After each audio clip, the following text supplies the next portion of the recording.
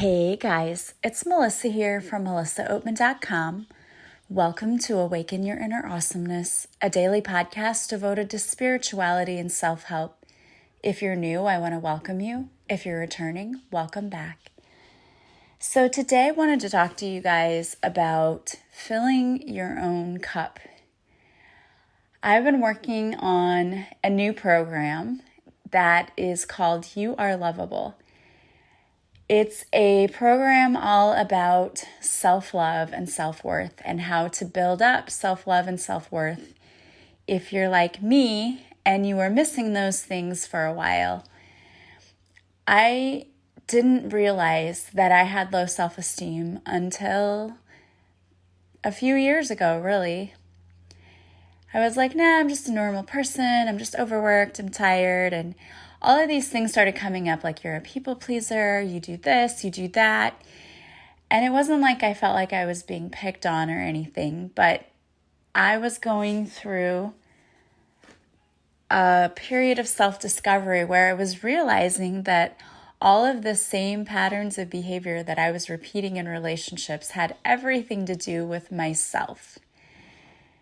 We often think about other people and our relationships with them as, well, we need to heal that. We need to work on that. Like it's a two-way street. And yes, both parties have to be willing to work on a relationship. But what I learned is that it was often much more about my own behavior than the behavior of my partner. You see, soulmates often trigger each other. We often will unmask, if you will, the dark sides of our soulmate, the shadow side. We're kind of like a giant mirror, and we show all of the things that we really need to work on in ourselves to our partners, whether it's a romantic soulmate or a friendship or a family member or whatever. These people came here to show you what you need to work on. And most of the time we walk through life totally ignoring the lesson, with blinders on, like, well, it's this person's fault because they did this and they did that. And what we don't realize is that person did this or that or behaved in this way or that way because you behaved in a certain way. It's our behavior that other people react to. And if you're like me and you had low self-esteem, you always wanted to give to other people because you're like, I just want to be nice. I just want to be loved. And here's the thing, you are seeking love from others and you are seeking to be validated by others when you're the one who has to validate yourself. You're the one who has to love yourself. I read something on Pinterest today, and when I read it, it was like mind blown. It was really, really actually a very good example of why we need to love ourselves and why we need to fill our own cups. The example was, imagine that you had a cell phone battery and that battery was empty and you were constantly going and asking other people like, hey, can I borrow your charger because my battery's dying and I really need to recharge my battery. And so your friend or whatever would let you borrow their charger and you charge their battery for the minute or whatever they lent it to you. And so your phone now has a little bit of a charge, but you go home that evening and you still don't have a charger and there's no one around. Your battery's dead. We feel empty in life sometimes, which is our dead battery. And we try to revive our battery by going to other people and saying, okay, I need love. I need someone to care about me. I need this. I need that. I need someone to tell me I'm good enough. And we do that by seeking it out from others. So in essence, we're borrowing a charger from others to charge our own battery. And that'll work for a little while, but you're never going to fully fill that emptiness because that charge is only going to last for a little bit. And you don't actually have a charger yourself, so you don't have the ability to keep yourself fully charged. So if you get low again, your pattern is to go back out to someone else and to seek validation from them or to seek love from them so that you can feel loved. When in reality, that only works in the short term. If you want to feel loved, validated, and fulfilled all the time, you have to have your own charger, right? If you want your battery to be full all the time, you have to have the ability to charge it whenever you need to. You have to have your own charger. In the same way, when we want our own lives to be filled with love, to be filled with validation, to be filled with happiness, we have to be the ones who are doing that for ourselves. We can't look to other people to make us feel validated, to make us feel worthy, to make us feel loved. That all has to come from within. And that's really, really hard to do when you've lived with self-esteem that's been low your whole life, or when you've been told that you're not good enough your whole life. You see, we aren't born with low self-esteem at all. We come into this world and we come from a very loving God, creator, divine, whatever you want to call it. We come here like filled with love, like so filled with love and full of excitement and just excited thinking this is going to be like awesome, right? Like, oh my gosh. Like when you get ready to go on your most amazing vacation and you're like, I'm so excited. This is going to be so much fun. And everyone loves me and this is going to be great. And they're so excited to see me. And then we get here and we don't always come into situations that are great. Sometimes we are born to parents who didn't know how to raise us, who didn't know how to take care of us, or who were overwhelmed. I think that's really a big part of it. You know, I know that's a lot of people because I know your stories. I have so many people who reach out to me, and some of your stories are so very heartbreaking. I know there's a lot of people who are born to parents who just either didn't want them or really, really did not have the what am I trying to say? Like the wherewithal, the ability to take care of them.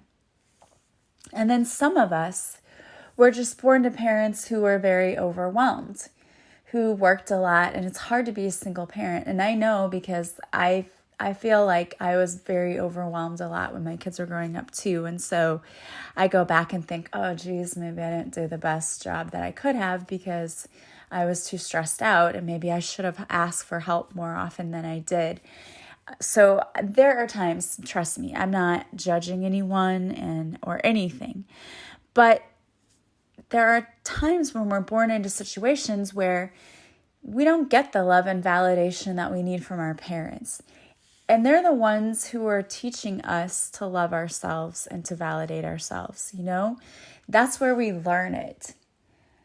But when we're told things, and again, I say this all the time and I say it in my book, I really think that my generation of kids, and I was born in the late 70s, I think my generation of kids, and even those that came before me and a little after me, were from the generation where parents just like, they said things like, I'm going to give you something to cry about, like stop crying, and, you know, I brought you into this world, I'll take you out.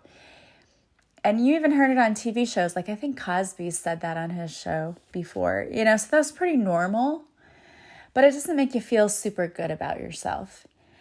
And if you had siblings, sometimes we got compared to siblings. And I know that, you know, like in my situation, I know my mom wasn't doing it to be like, you should be ashamed, but that's how it made me feel. You know, like, well, your brother has straight A's. Like, okay, well, he also has a different brain than I do, and we don't function the same way. So I'm not my brother. And then I know that she also did that to my sister. Like, well, why, you know, your sister gets better grades. Why can't you? And that is not, she's not at all unusual for doing that. Like, that is what a lot of parents do. It's what we saw on TV. You know, I mean, we see sitcom parents who would be like, well, why can't you be as good as your sister? I mean, that was normal. But doing that, being compared to others, that lowers your self-esteem, because when you can't measure up to that person, and it doesn't mean that you're a bad person and that you're not as smart. It doesn't mean that at all. There are many different kinds of intelligences, and people have many different talents. So you may not be as book smart as your sibling, but you may be more creative and can do things, you can think outside the box and do other things that are amazing. We can't compare our children because it's like comparing apples and oranges. My kids are twins and they are completely different, and both very talented and amazing in completely different ways. It's so amazing to look at them and to be like, when they were in grade school, people would be like, oh, I didn't even know they were related, let alone, because they had a last name that was kind of common. So they're like, well, I didn't even know they were related, let alone twins. They're so different. And it's true. And I think that's a good thing. I don't think that's a bad thing. And I think that we need to be better about recognizing that people have individual strengths.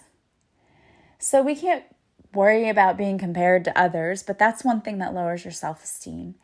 And a lot of things really lower your self-esteem as you're growing up. Things that now, you'd be like, well, we know better, we do better. But I remember teachers posting our grades and like highlighting the A's or the F's to like point out like, this shouldn't be you. And now we can't do that, of course. And thank goodness we can't do that. But we came from a whole completely different system where we thought that was okay. And there are a lot of things that really just kind of lowered our self-esteem growing up. Like if you weren't good at sports, if you got picked last on the team, all those things can really affect you. So you have to work on building yourself back up again. And in this program, I talk about all of the ways to do that. Excuse me. But one of the ways that I'm talking about today that you need to, this is what you need to do to help you build your self-esteem again. And that's filling up your own cup. All too often, we take care of everyone else in the world, on the planet.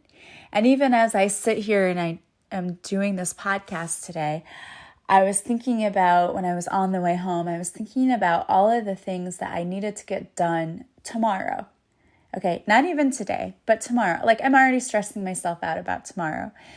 And I'll do that sometimes. I tend to do that. And that's when I have to say, okay, stop. Okay, you don't need to worry about all of this stuff right now. But I'm a planner and I'm like, okay, what can I do ahead of time to make sure that tomorrow I'm not running around like a chicken with my head cut off? Because I hate that. I want to have a little time to relax in the evening. And that's part of the filling my own cup. So even though I do have to think about things ahead of time, I do it because I want to make sure that I have time to do a meditation, that I have time to work out, that I have time to take care of myself. And I'm not always the best at doing that. And I know I need to be better at doing that. So I will say okay, well, I need to record a podcast. I should do that in the morning so it'll be done by afternoon because I have a doctor's appointment. So I need to go to the doctor's appointment right after school. But then I need to make supper. So if I wait to do the podcast, then I'm going to have all of this stuff I have to do when I get home. And I don't want to do that because I want to come home, make supper, and be able to sit and relax for a little bit and maybe watch a little funny TV or something to, relax my mind. So now you're getting a little glimpse into the craziness of my brain. But this is how this works. I know I'm doing a little planning ahead of time so that I have time to just relax, so that I'm not trying to do everything after school tomorrow. And it also helps me to not feel like, oh my gosh, I have 15,000 things to do after school tomorrow, because I don't want to do that. I don't want to stress myself out. And if there are things that I can delegate, if I could say to my son, hey, can you make dinner? And you know what? Honestly, now I just thought of that. He can, and he totally would. So that's another thing I'm going to do. I'm going to ask him to make dinner, and that'll be one less thing that I have to do. And he totally will do that. He really will. He's really good at that. He's a good cook, and he actually enjoys doing it. And when I ask him to do that, he's always like, sure.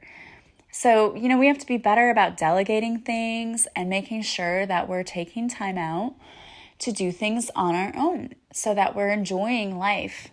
You can't enjoy life when you have so many things planned that you dread getting out of bed in the morning. And I used to live my life that way. I remember when my daughter was on a traveling basketball team, I would dread getting out of bed some days. It was so overwhelming. It's like, oh my gosh, I have to get up, I have to drive. Because at that time I was driving an hour to and from work. So it's like, oh my gosh, I have to get out of bed at 5 o'clock. I have to drive an hour to work. I've got to work my whole day. I might have like a staff meeting or something after school. My old school, I feel like we were meetinged out. We really don't have that many meetings at this new school, which is kind of nice. So it's like, okay, well, I have a staff meeting right after school too. So that's another hour. And then I have an hour drive home. And then I have to make supper. And then we have to drive an hour to her basketball game, which they may have 2 games. So that might be 2 hours. And then another, it's like, oh my gosh. And during that time, I was taking classes and things. I don't even know how I was functioning, you guys. That was terrible. And I lived that way for so long.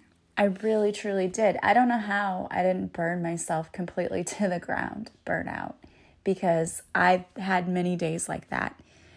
And there were so many days when I would just, I would dread days coming up because I knew I had to do things like that.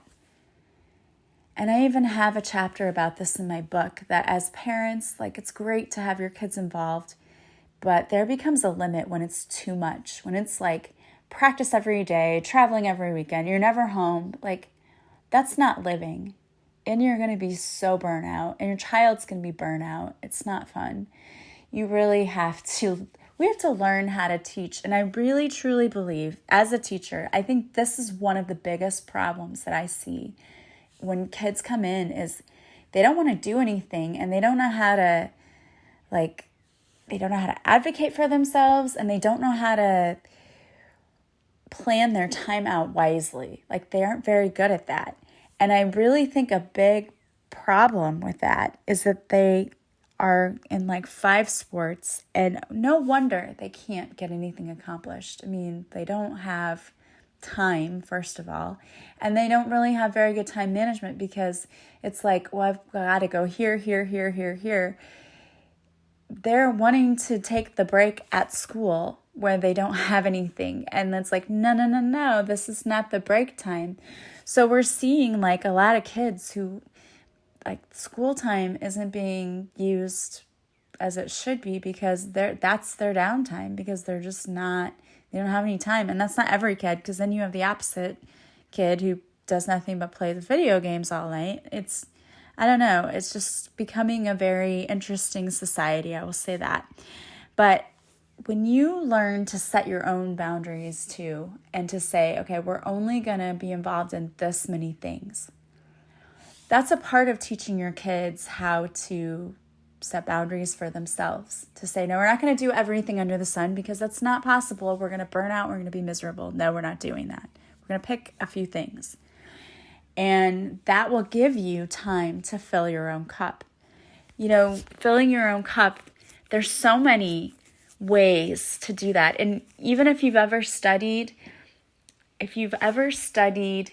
the 7 traits of highly effective people, I believe, 7 habits of highly effective people, one of the things is sharpening the saw, is what they call it. And it's filling your cup. And it's making sure that everything is in balance. You've got to have balance in your work life, and your family life, and your social life, and your spiritual life. Everything needs to be balanced. And if one area is taking up too much time, it throws everything else off balance. And the old comparison of the tray. If you have a waitress tray and it's full of drinks, and you take one off without shifting around the other drinks, it throws off the balance and the whole tray tumbles over. Same thing. And you have to take time to do things that actually make you really happy.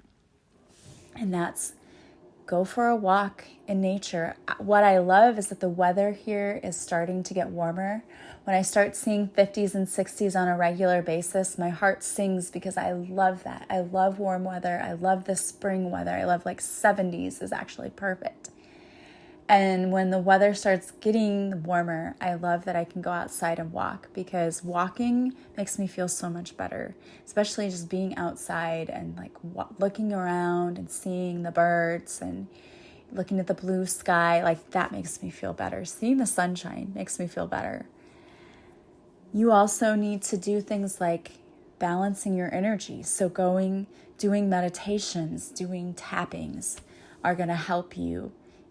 Just clearing your energy. I taught people, and if you ever work with me, I always teach people I work with how to clear their energy, because it's so important. You really need to do that. You have to do that. It's really important to really balance yourself in mind, body, and spirit. So you've got to eat healthy. And I don't mean you have to eat kale every day, although kale chips are amazing if you've never made them. Really good. You don't have to, totally go off the deep end, but sometimes we know, like, hey, I'm eating way too much fast food lately, I need to cut back. Or, hey, I know I've been drinking too much soda, I just need to cut back. I know there are times when in my own life, like the last couple of weeks have been really difficult for my family and I was straight up eating raw cookie dough, like every day. I'm not even kidding. I'm like, all right, I just buy the cookie dough. I'm like, kids, here's raw cookie dough. I don't know about you, but I'm going to eat it. I love raw cookie dough. I mean, you do what you do, right? When we're having a difficult time, we tend to slip into these behavior patterns that are not good for us. So then I had to say, okay, that's enough cookie dough. I'm not going to buy any more. Like, I had my cookie dough and now I'm good. It's all right. And we have to do things like making sure we're getting enough sleep at night. Last night, I normally go to bed around 10:30, and last night at 9:30, I laid down to watch some TV. I laid down at 9 to watch some TV. And at 9:30, I woke up and realized I had been asleep I was like, oh, I'm going to watch some TV. I realized I had slept through half the program I was watching. So I was like, okay, that's my body telling me I need to go to bed. So I did, and I wouldn't normally go to bed that early, but I was just exhausted. And it's been a lot of emotional stuff too. I was so tired. And we need to listen to our bodies. When we need sleep, get some sleep. I remember as a kid, I could sleep until like 2 p.m. Like, if sleeping were a sport, I would be a champion. I could sleep so long. And I don't sleep that long anymore, but there are days, sleeping in for me on the weekend is like 9 o'clock, 9:30. But there are days when I go to bed and I don't wake up until 10, 10:30 or 11 even. 11 would be pretty late. But I wake up and I was like, oh my gosh, wow, my body must have needed that. So it's listening to what we need. We need sleep. We need to have fun. So go out with your friends if you need to have a good time. Whatever it is that you need, like your body is telling you what you need, and you need to start listening to that. So just making sure that you're really taking care of yourself. And sometimes you need a break from social media, every once in a while I have to do that too. Be like, oh man, I've been on social media all day. If we knew how much time we actually spent on our phones, we probably would be amazed.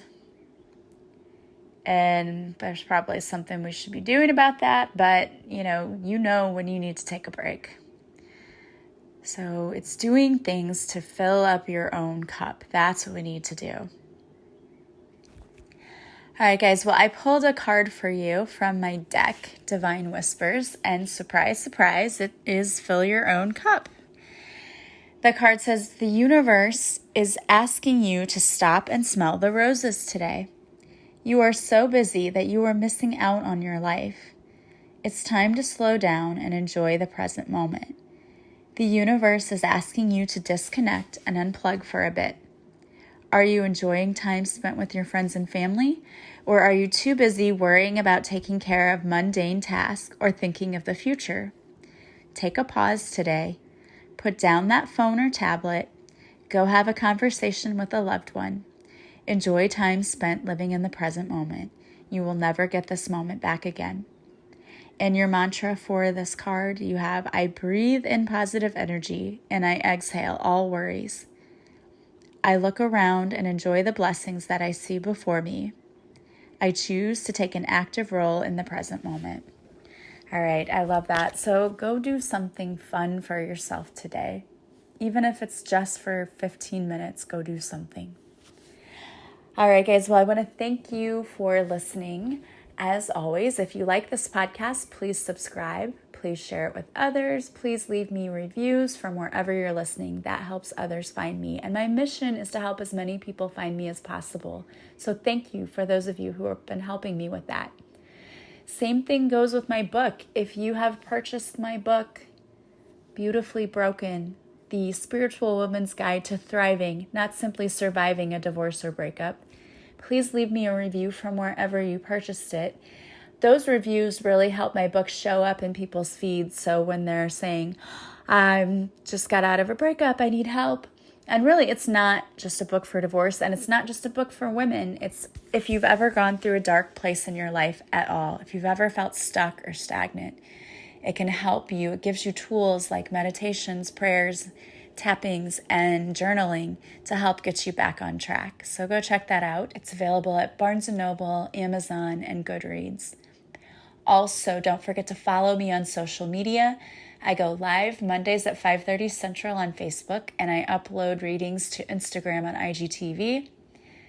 Also, if you want to work with me, you can book a private session with me. I offer readings, Reiki sessions, past life regressions, and one-on-one coaching. I can coach you in any area of your life, whether it's relationships, career, or just personal life or spiritual growth. So don't hesitate to reach out to me if you'd like to work with me. You can go to my website, melissaoatman.com. There you will find all of my services as well as how you can purchase them. And when you're ready to book, you can simply contact me and we'll schedule your session. So you can purchase your session online and then you contact me and we'll schedule it. All of my sessions are done online through Zoom, which is a video chat program. Also, you can purchase my book and my card deck, Divine Whispers, on my website. So go check that out. And if you subscribe to my website, you'll receive a free morning and evening meditation, just as my way of saying thank you for subscribing. All right, guys. Well, I want to thank you so much for being with me. I love you all so much. I'm sending you guys so much positive energy, so much love and light. And I hope that you guys see many beautiful blessings in your day today. And until then, I will see you back here soon. Bye.